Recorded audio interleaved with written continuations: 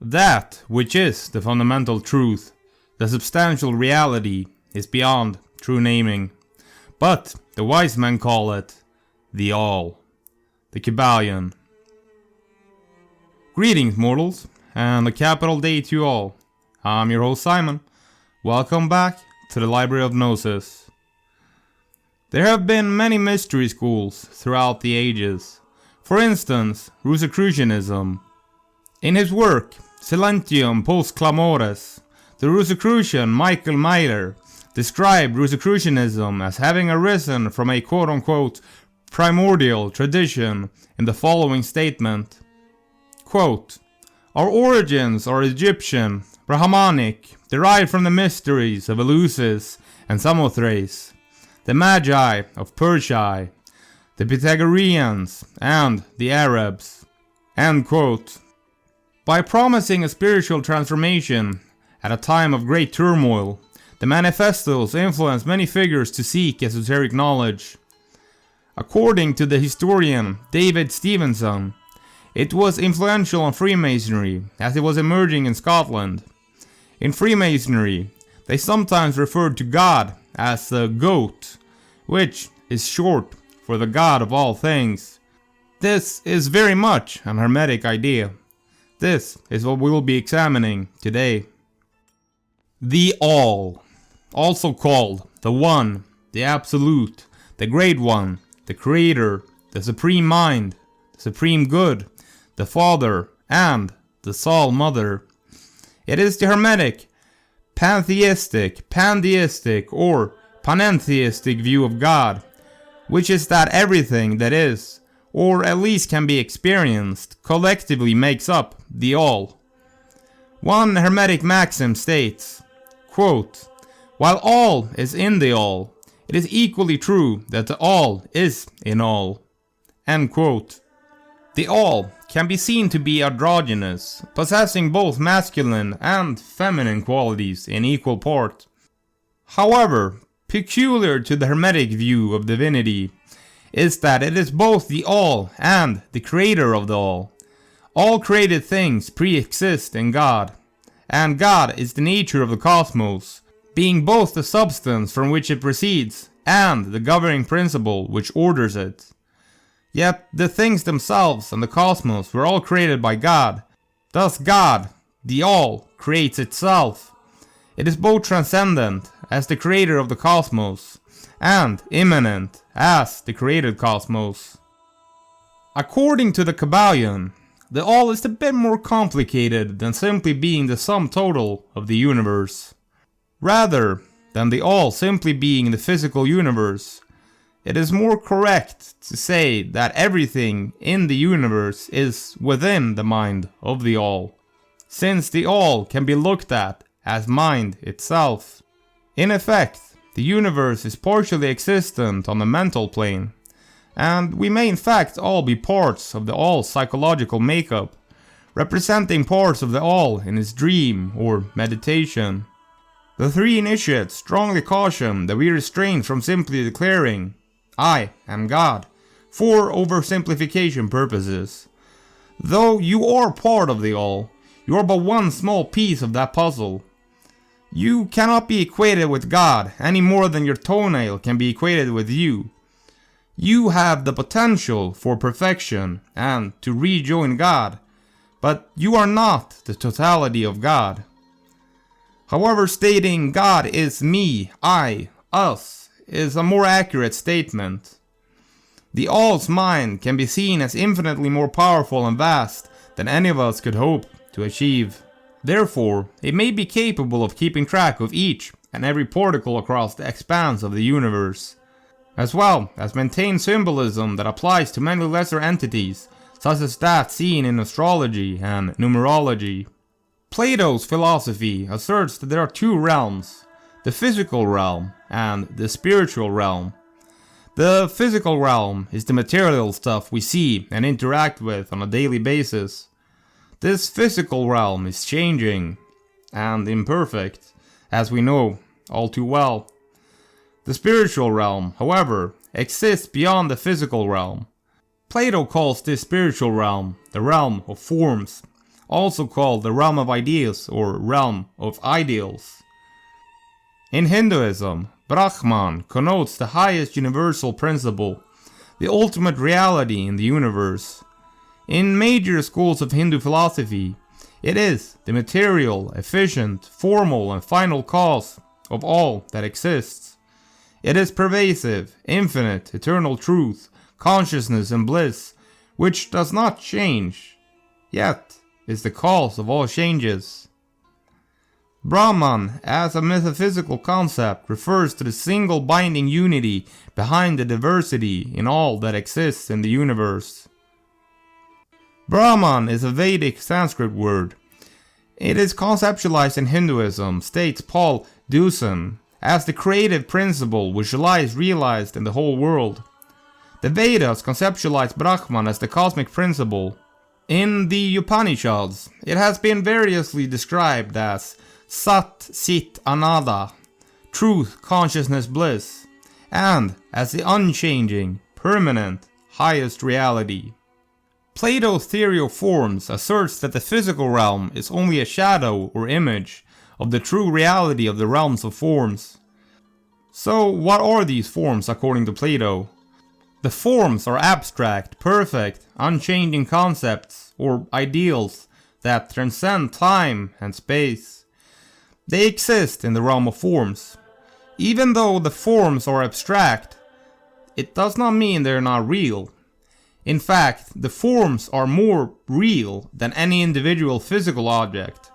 So concepts like redness, roundness, beauty, justice, or goodness are forms. Individual objects like a red book, a round ball, a beautiful girl, a just action, or a good person reside in the physical realm and are simply different examples of the forms. Plato spoke of an astral plane of perfect forms. Time is the moving image of eternity.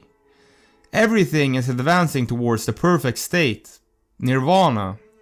Akin to a flower growing towards the sun, every creation is reaching for its ideal form, the perfect state. The perfect form is that which is eternal, that which is wholly complete, that which has attained its purpose, its end state. The word perfection derives from the Latin perfectio and perfect, from perfectius.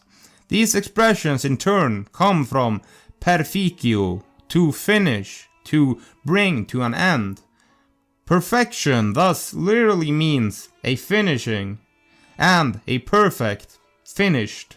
The oldest definition of perfection, fairly precise and distinguishing the shades of the concept, goes back to Aristotle. In book Delta of the Metaphysics, he distinguishes three meanings of the term, or rather three shades of one meaning, but in any case, three different concepts. That is perfect. Quote, 1. Which is complete, which contains all the requisite parts. 2. Which is so good that nothing of the kind could be better. 3. Which has attained its purpose. End quote. As we live in a fractal universe, perfection is an infinite journey, yet it is also an immanent experience and reality. Every moment is perfect at being that moment. Many believe that the ancient Egyptian faith was polytheistic. While there are many lesser divinities in the Egyptian pantheon, they all emanate from the one god they call Atum. An alternative account of the fall of man, preserved in Isis the prophetess to her son Horus, is as follows. Quote, God, having created the universe, then created the divisions, the worlds, and the various gods and goddesses, whom he appointed to certain parts of the universe. He then took a mysterious transparent substance, out of which he created human souls. He appointed the souls to the astral region, which is just above the physical region. He then assigned the souls to create life on earth. He handed over some of his created substance to the souls and commanded them to contribute to his creation. The souls then used the substance to create the various animals and forms of physical life. Soon after, the souls began to overstep their boundaries. They succumbed to pride and desired to be equal to the highest gods. God was displeased and called upon Hermes to create physical bodies that would imprison the souls as punishment for them. Hermes created human bodies on earth, and God then told the souls of their punishment. God decreed that suffering would await them in the physical world, but he promised them that, if their actions on earth were worthy of their divine origin, their condition would improve, and they would eventually return to the heavenly world. If it did not improve, he would condemn them to repeated reincarnation upon earth. End quote. Now, this is one perspective, and it does sound awfully Gnostic to me, rather than Hermetic, but nonetheless, it does describe the monotheism of Egyptian mythology. Atum is one of the most important and frequently mentioned deities from earliest times, as evidenced by his prominence in the pyramid texts, where he is portrayed as both a creator and a father of the king. Several writings contradict how Atum was brought into existence. Some state that Atum was created by himself by saying his name, while others argue he came out of a blue lotus flower or an egg. Atum's name is thought to be derived from the verb tum, which means to complete or to finish. Thus, he has been interpreted as being, quote, the complete one, and also the finisher of the world, which he returns to watery chaos at the end of the creative cycle. Sometimes he is also shown as a serpent, the form he returns to at the end of the creative cycle. As creator, he was seen as the underlying substance of the world, the deities and universe being made of his flesh, or Ka. In the Heliopolitan creation myth, Atum was considered to be the first god, having created himself sitting on a mound, Ben, or identified with the mound itself, from the primordial waters, Nu. Early myths state that Atum created the god Shu and the goddess Tefnut by spitting them out of his mouth. One text debates that Atum did not create Shu and Tefnut by spitting them out of his mouth, by means of saliva and semen, but rather by Atum's lips. Another writing describes Shu and Tefnut being birthed by Atum's hand. The same writing states that Atum's hand is the title of the god's wife, based on her Heliopolitan beginning. Other myths state Atum created by masturbation, with the hand he used in this act representing the female principle inherent within him. Yet other interpretations state that he has made union with his shadow. Plato describes in one text the demiurge, and the demiurge is described as having been created by God's self-reflection. By observing himself, his own shadow, the world came into being. In the Old Kingdom, the Egyptians believed that Atum lifted the dead king's soul from his pyramid to the starry heavens. He was also a solar deity, associated with the primary sun god Ra. Atum was linked specifically with the evening sun, while Ra, or the closely linked god Kefir, were connected with the sun at morning and midday. In the Book of the Dead, which was still current in the Greco-Roman period, the sun god Atum is said to have ascended from chaos waters with the appearance of a snake, the animal renewing itself every morning. Atum is the god of pre-existence and post-existence. In the binary solar cycle, the serpentine Atum is contrasted with the scarab-headed god Kefir, the young sun god, whose name is derived from the Egyptian Hifr, to come into existence. Kefir Atum encompassed sunrise and sunset, thus reflecting the entire cycle of morning and evening. Atum was a self-created deity, the first being to emerge from the darkness, and endless watery abyss that existed before creation. A product of the energy and matter contained in this chaos, he created his children, the first deities, out of loneliness. He produced from his own sneeze, or in some accounts semen, Shu, the god of air, and Tefnut, the goddess of moisture. The brother and sister, curious about the primeval waters that surrounded them, went to explore the waters and disappeared into the darkness. Unable to bear his loss, Atum sent a fiery messenger, the Eye of Ra, to find his children. The tears of joy he shed upon their return were the first human beings. I hope you learned something about Hermeticism and the Egyptian faith. Let me know what you think in the comments below. Thanks for listening.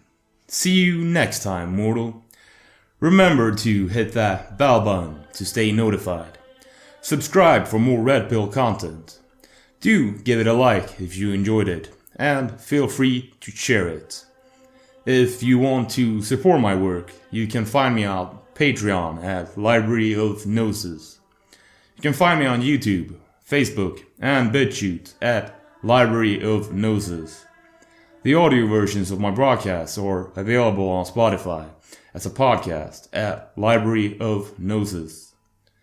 Music is produced by Coda.